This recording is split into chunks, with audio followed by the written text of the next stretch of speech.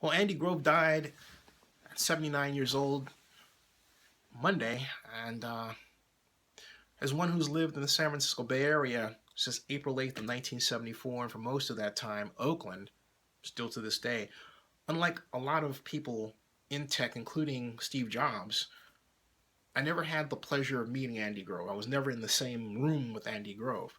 Andy Grove was always, to me, this Svengali that was out there first initiating in the creation of and then the improvement of the semiconductor and then the building of Intel into this gigantic tech corporation.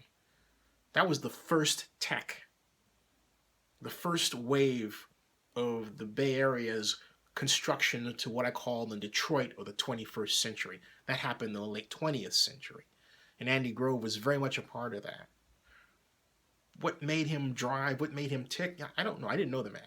But again, from the far outside looking in and imagining what was going on across the bay and Intel headquarters, to me, it seemed like what drove Andy was a desire to have you pay attention to the innovations of his company as driven by him.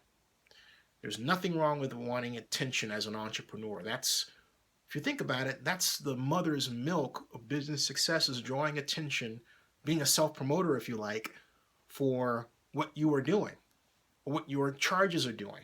That was Andy Grove. That was Andy Grove. He immigrated from Hungary. He was fortunate enough to, leaving a complicated story aside, wind up in the employ of Fairchild Semiconductor, where he came to work with Robert Noyce and Gordon Moore, two giants in electrical engineering and computer science.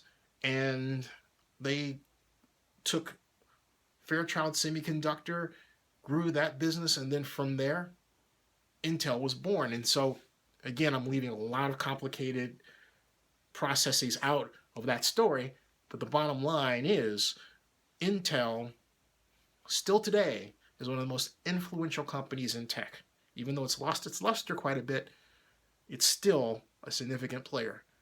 But the bottom line is Andy Grove was one of the people who, in building Intel, built the Bay Area into the tech power it is today.